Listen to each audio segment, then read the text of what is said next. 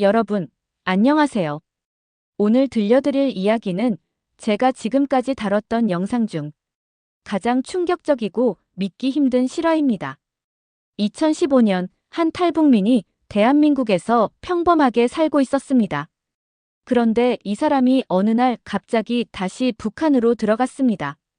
그것도 아이폰을 들고 한국 여권을 가지고 갈색 머리에 귀걸이를 한 채로.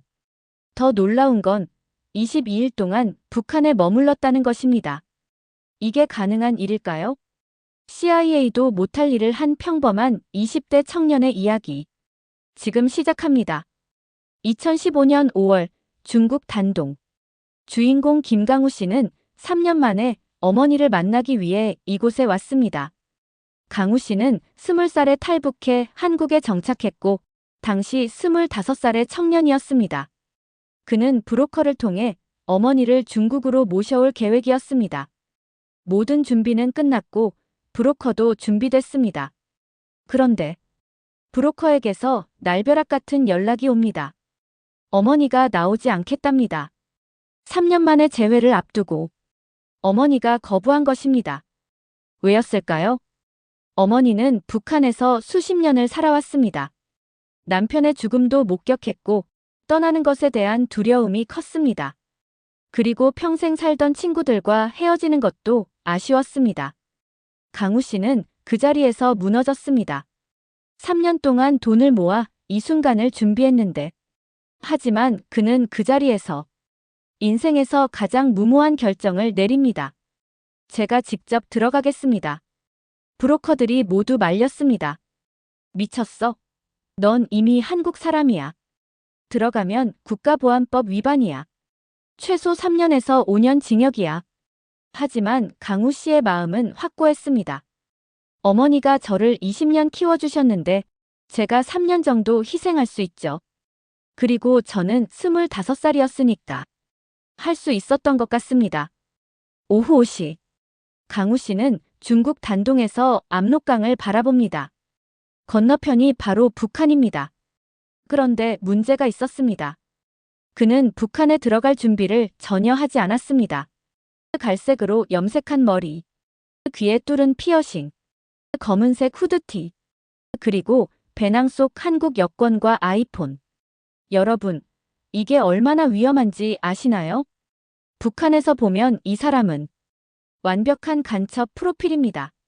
한국 국적자가 사전 허가 없이 여권을 들고 적대국에 침투. 이건 사형감입니다. 하지만 강우 씨는 선택의 여지가 없었습니다. 어머니를 직접 만나 설득하지 않으면 영영 만날 수 없을 것 같았습니다. 이 시간 동안 강우 씨는 국경을 관찰했습니다. 100m, 150m 간격으로 초소들이 배치되어 있습니다.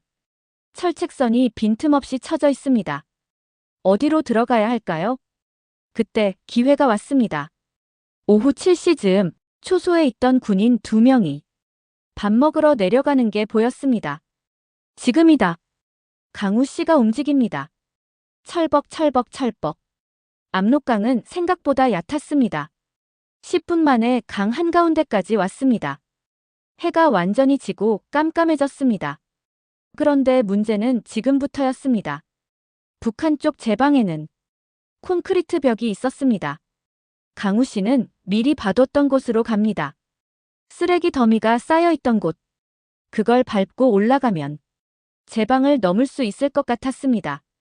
쓰레기 더미에 발을 딛는 순간 와르르르 균형을 잃고 쓰레기와 함께 뒤로 떨어져 버립니다.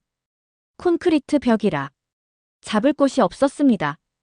그런데 초소에서 목소리가 들립니다. 거기 누구야? 강우 씨의 심장이 멈췄습니다. 초소가 비었다고 생각했는데 경비병이 남아있었던 것입니다. 예상치 못한 최악의 변수. 이미 들켰습니다. 돌아가자니 강 한가운데 총을 쏠지도 모릅니다. 강우 씨는 손이 떨렸습니다. 잠깐 다시 강을 건너갈까 생각했지만 경비병은 이미 AK 소총을 들고 있었습니다. 경비병 이쪽으로 올라와. 강우 씨는 머릿속으로 수만 가지 생각을 했습니다. 도망가면 쏠까? 올라가야 하나? 여기서 끝인가? 무서웠습니다. 아무것도 할 수 없었습니다. 강우 씨 시계를 떨어뜨려서 찾으러 내려왔습니다. 경비병 올라와. 어쩔 수 없이 올라갑니다. 경비병 무릎 꿇어. 강우 씨가 무릎을 꿇습니다. 그리고 배낭을 벗습니다. 그 순간 경비병이 개머리판으로 강우 씨를 때립니다. 한 대, 두 대, 세 대. 강우 씨는 아픈 척하며 몸을 움츠립니다. 경비병이 배낭을 뒤집니다. 초코파이가 나옵니다. 오리온 과자가 나옵니다. 이거 뭐야? 한국 거잖아. 그리고 비닐에 싼 여권이 나올 것 같습니다. 강우 씨는 직감했습니다. 여기서 용기를 못 내면 이대로 끝이다. 강우 씨가 경비병의 다리를 잡습니다. 둘이 넘어집니다. 몸싸움이 벌어집니다. 치고받고 뒹굴고. 그 순간 손에 돌멩이가 잡힙니다. 강우 씨는 경비병의 입을 막고 돌로 머리를 내리칩니다. 자기 손이 아플 정도로. 한 번, 두 번, 세 번. 경비병이 신음소리를 내다가 움직이지 않습니다. 강우 씨는 일어납니다. 초코파이와 배낭을 물에 던져버립니다. 증거를 없애는 것입니다. 그리고 담을 뛰어넘습니다. 강물에 젖은 옷, 흙먼지와 피가 범벅된 몸. 북한 마을 사람들이 비명을 지릅니다. 여기서 의문이 듭니다. 경비병을 제압했으면 다시 강을 건너 중국으로 가야 하는 거 아닌가요? 하지만 강우 씨는 반대 방향으로 뜁니다. 북한 안쪽으로. 왜였을까요? 강우 씨 저는 집으로 가고 싶었어요. 어차피 어머니를 만나러 넘어온 거잖아요. 이미 물은 엎어졌고 다시 중국으로 도망갈 수도 없었어요. 목숨을 걸고 어머니가 계신 집으로 뛰었습니다. 무려 1시간 30분을 뛰었습니다. 쉬지 않고 목숨을 걸고 그 사이에 이미 비상령이 내려졌을 수도 있습니다. 간첩을 잡아라. 하지만 강우 씨는 멈추지 않았습니다. 밤늦은 시각. 강우 씨가 어머니 집 앞에 도착합니다. 큰 소리로 부르고 싶었지만 옆집에 들릴까봐 조심스럽게 문을 두드립니다. 톡톡톡. 어머니가 문을 엽니다. 3년 만에 재회. 어머니 내가 괜히 올 것 같더라니. 강우 씨는 모자를 벗고 후드를 벗고 조용히 집 안으로 들어갑니다. 3년 만에 다시 밟는 북한 집. 아, 내 집이다. 그런 생각이 들었다고 합니다. 하지만 기쁠 겨를이 없었습니다. 강우 씨는 지금 엄청난 일을 저질렀습니다. 북한 경비병을 폭행했고 한국 국적자가 무단 침입했고 지금 이 순간에도 수색망이 좁혀오고 있을 것입니다. 강우 씨는 어머니와 몇 마디도 나누지 못하고 그대로 기절하듯 잠들었습니다. 다음 날 아침 11시 40분. 눈을 떠보니 어머니가 머리맡에서 내려다보고 있었습니다. 꼬집어보고 만져보고. 진짜 내 아들이 맞나? 그런데 여러분, 강우 씨가 북한에 무엇을 가져왔는지 기억하시나요? 아이폰입니다. 강우 씨는 어머니를 설득하기 위해 한국 생활 사진들을 미리 찍어놨습니다. 자신의 집, 거리 풍경, 냉장고, 욕실, 모든 것을 보여드렸습니다. 엄마, 이게 진짜 한국이에요. 드라마가 거짓말이 아니에요. 그런데 어머니는 한마디도 믿지 않으셨습니다. 수돗물에서 뜨거운 물과 찬물이 나온다. 안 믿습니다. 카드 안에 돈이 있다. 안 믿습니다. 냉장고가 그렇게 크다고. 안 믿습니다. 그리고 이 와중에 둘이서 북한 집에서 셀카를 찍습니다. 여러분, 이게 정상입니까? 지금 북한 전역에 수배령이 내려진 상황에서 어머니랑 셀카를 찍고 있습니다. 아이폰으로요.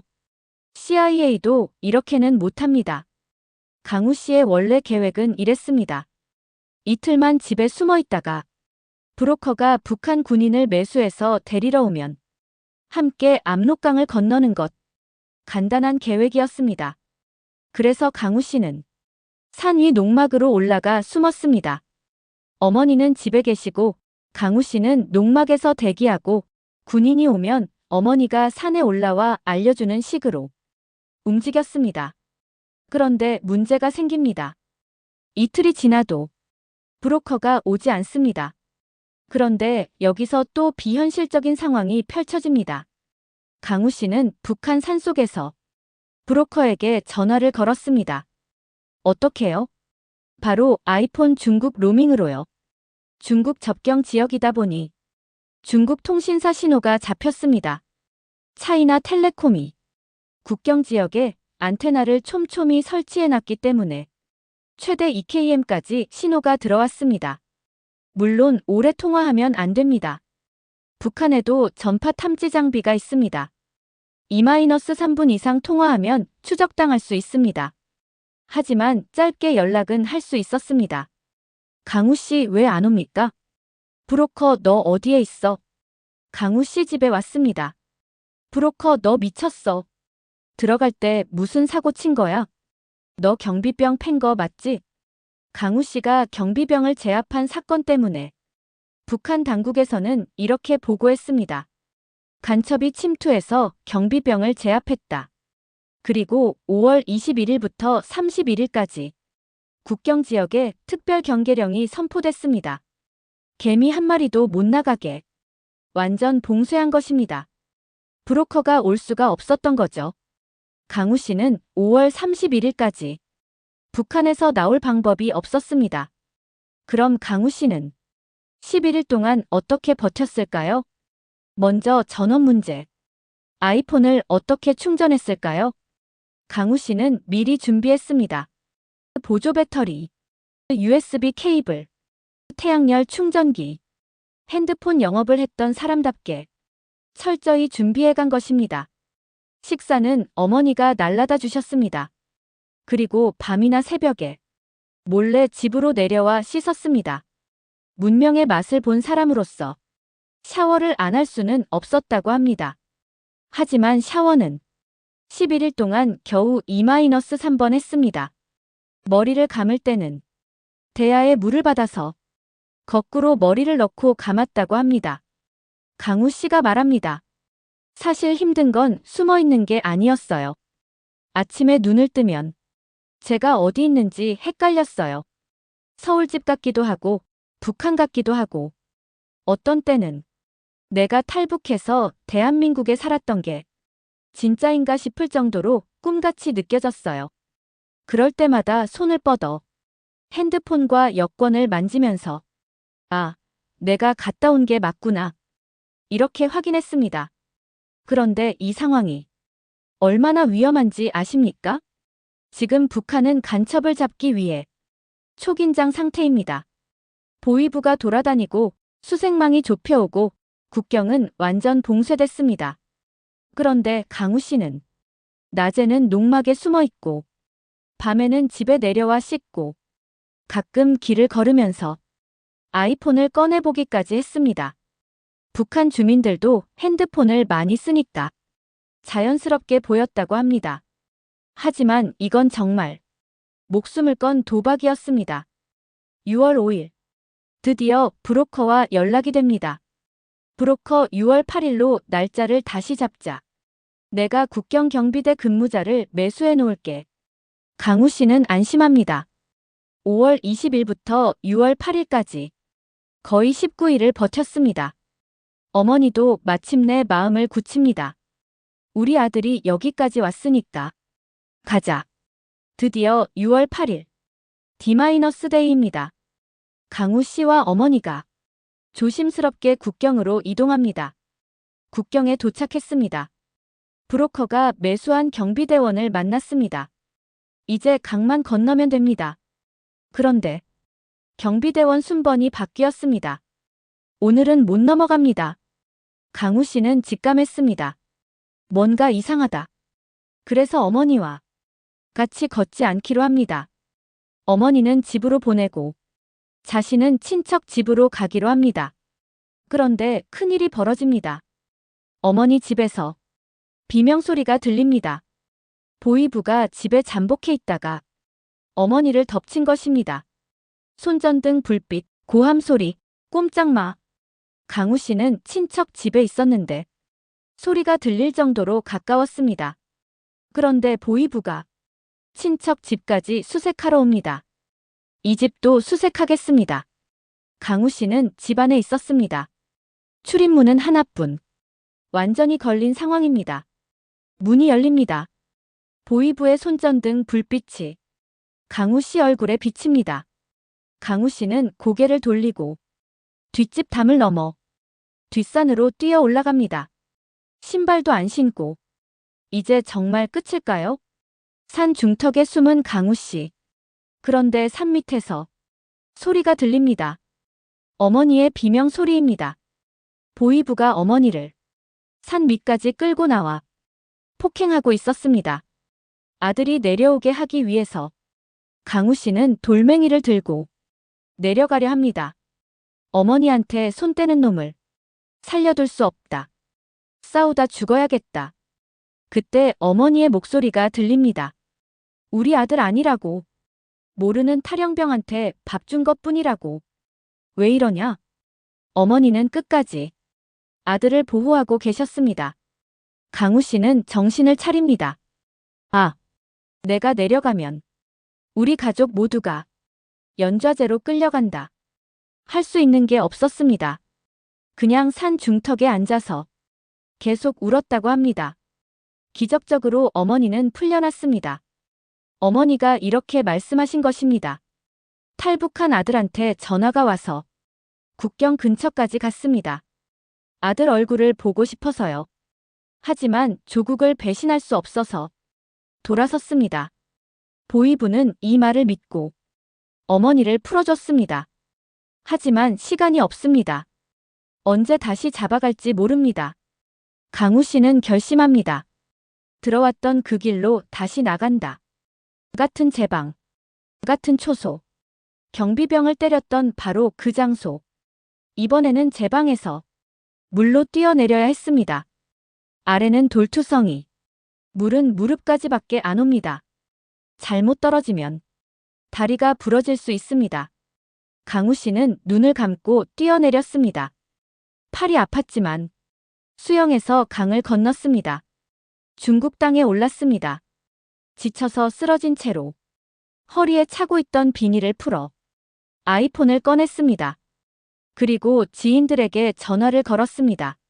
지인들이 돈을 모아줬습니다. 10만 원, 20만 원씩. 그 돈으로 연길까지 이동했습니다. 22일간의 지옥 같은 여정이 끝난 순간이었습니다. 한국으로 돌아온 강우 씨. 하지만 평화는 잠시였습니다. 어느 새벽 초인종이 울렸습니다. 경찰이었습니다. 강우 씨를 걱정한 지인이 신고한 것입니다. 국가보안법 위반. 최대 5년 징역. 강우 씨는 10개월간 미결수로 수감됩니다. 하지만 5개월 후 태국에서 전화가 옵니다. 어머니가 무사히 국경을 넘었습니다. 진짜 인생에서 가장 행복한 순간이었다고 합니다. 재판부는 강우 씨의 사정을 참작했습니다. 사실 국가보안법상 잠입탈출죄는 체제 전복이나 간첩 행위를 처벌하기 위한 법입니다. 하지만 강우 씨의 경우는 달랐습니다. 어떤 간첩 행위도 하지 않았고 북한의 정보를 넘기지도 않았고 오직 어머니를 구하기 위해서였습니다. 게다가 국정원이 이미 모든 것을 교차 검증했습니다. 어머니도 한국에 오셨고 강우 씨의 진술이 모두 사실로 확인됐습니다. 재판부는 적용 법률을 바꿨습니다. 국가보안법 잠입탈출죄가 아니라 남북교류협력법 위반으로요. 북한을 방문할 때 정당한 절차를 거치지 않았다. 이것으로 적용한 겁니다. 징역 6개월, 집행유예 2년. 강우 씨는 바로 석방됐습니다. 10개월간의 미결수 생활을 끝내고 강우 씨가 출소하는 날, 어머니가 누구보다 먼저 마중 나와 계셨습니다. 하지만 어머니는 많이 수척해져 계셨습니다. 10개월 동안 식사를 제대로 못하시고 우울증에 걸리셨다고 합니다. 아들이 수갑 차고 재판받는 모습을 보셔서 저는 원래 어머니가 나오시면 같이 손잡고 마트도 가고 장도 보고 그런 상상을 했었어요. 하지만 제가 뜻하지 않게 수갑 차고 재판받는 모습을 어머니께 보여드렸잖아요. 그래서 생각했습니다. 앞으로 어머니한테 더 이상 정신적 고통을 드리지 말아야겠다. 더 잘해드려야겠다고. 여러분, 이 이야기를 정리해보겠습니다. 2015년 5월 20일, 한 청년이 어머니를 만나기 위해 북한으로 들어갔습니다. 아이폰을 들고, 한국 여권을 가지고, 갈색 머리에 귀걸이를 한 채로, 북한 경비병을 제압하고, 1시간 30분을 달려 어머니 집에 도착했습니다. 22일 동안 북한에서 숨어 지냈습니다. 산속 농막에서 중국 로밍으로 브로커와 연락했습니다. 어머니와 북한 집에서 셀카를 찍었습니다. 보위부에 발각돼 어머니가 체포됐지만 기적적으로 풀려났습니다. 그리고 들어왔던 바로 그 길로 다시 탈출했습니다. 한국에 돌아와 10개월간 수감됐지만 결국 어머니와 재회했습니다. 이 이야기가 얼마나 비현실적인지 다시 한번 정리해보겠습니다. 대한민국 국민이 북한에 무단 입국, 북한 경비병 제압 후 도주, 22일간 북한 생존, 아이폰으로 중국 로밍 사용, 보위부 수색망을 피해 탈출, 어머니 탈북 성공, 한국에서 재판 후 집행유예. 이 모든 것이 실제로 일어난 일입니다. 이 이야기를 들으면서 여러분은 어떤 생각이 드셨나요? 무모하다, 효자다, 미쳤다, 대단하다. 저는 이렇게 생각합니다. 이것은 단순히 한 아들의 효심 이야기가 아닙니다. 이것은 분단의 아픔을 보여주는 이야기입니다. 어머니를 만나기 위해 목숨을 걸어야 하는 현실. 북한과 남한을 오가는 것이 목숨을 거는 일이 되는 현실. 가족을 만나는 것이 국가보안법 위반이 되는 현실. 이것이 우리가 살고 있는 2025년 한반도의 현실입니다. 하지만 동시에 이것은 희망의 이야기이기도 합니다.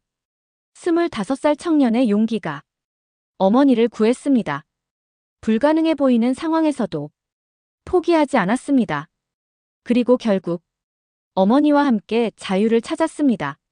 지금 강우 씨와 어머니는 대한민국에서 평범하게 살고 계십니다. 함께 마트에 가고, 함께 밥을 먹고, 함께 웃으며 살아가고 있습니다. 22일간의 지옥 같은 여정 끝에 찾아낸 평범한 일상. 그것이 바로 이 이야기의 가장 아름다운 결말입니다. 여러분, 오늘 영상 어떠셨나요? 이 이야기는 단순한 모험담이 아닙니다. 한 가족의 생존기이자 분단의 현실을 보여주는 증언입니다. 댓글로 여러분의 생각을 들려주세요. 강우 씨의 선택을 어떻게 생각하시나요? 여러분이라면 어떻게 하셨을까요? 이 이야기가 우리에게 주는 메시지는 무엇일까요? 구독과 좋아요는 더 많은 이야기를 전하는 데 큰 힘이 됩니다. 알림 설정까지 해두시면 새로운 영상을 바로 받아보실 수 있습니다. 다음 영상에서 또 만나요. 감사합니다.